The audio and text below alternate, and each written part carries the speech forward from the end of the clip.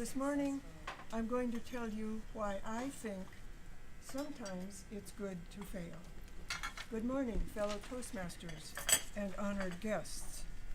I was born and raised in northern Wisconsin and lived in the same town where my mother's family lived. My mother had 6 brothers and 3 sisters, so I had a lot of aunts and uncles, and many of them smoked. My mother, my grandfather, aunts, and uncles. I saw a lot of smoking when I was young. This was in the 30s and 40s, and people weren't aware of the dangers of smoking in those days. It would be many years before the dangers of smoking would be revealed. None of my relatives developed lung cancer from smoking. They were fortunate. Many were not.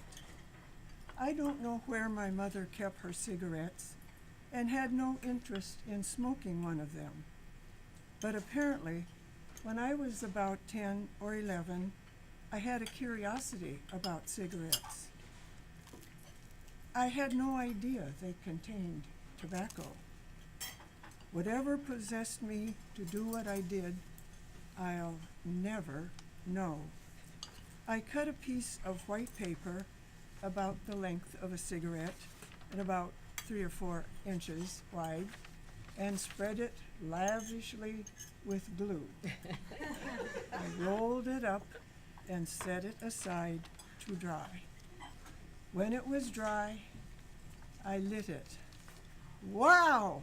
I never saw anything burn so fast. Wasn't I lucky I hadn't put that up to my mouth? I never told my mother what I had done, but vowed never to do that again. Well, I failed at that attempt to smoke. My next adventure with smoking came one summer evening. Wisconsin is green and beautiful because of so much rain. And rain brings an abundance of mosquitoes. An overabundance, really. And it was a well-known fact that mosquitoes do not like smoke. The people in Wisconsin do not walk around with little machines strapped to their backs emitting smoke. Supposedly, if you could make enough smoke puffing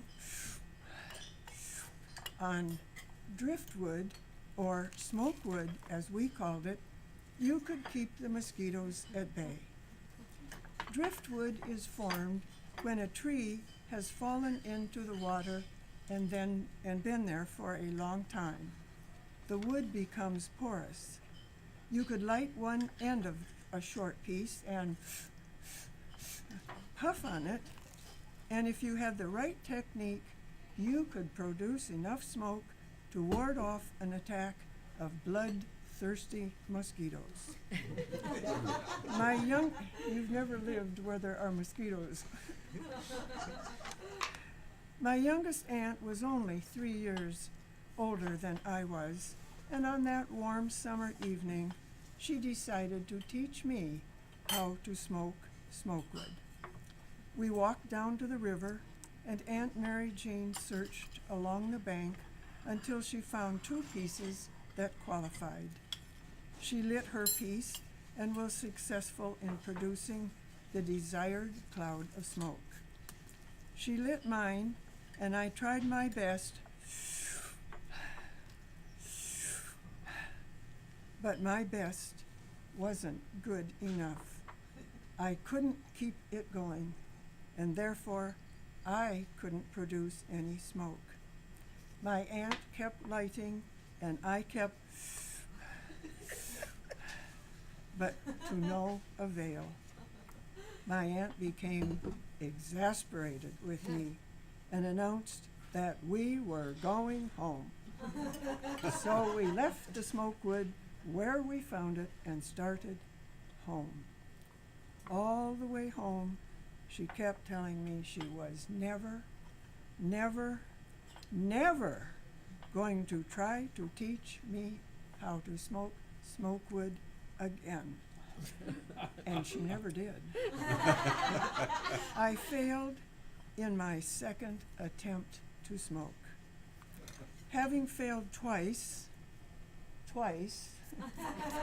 at smoking, having failed twice at smoking, I decided I would never try to smoke anything again. It was a very good decision, don't you think? Sometimes I think it's good to fail.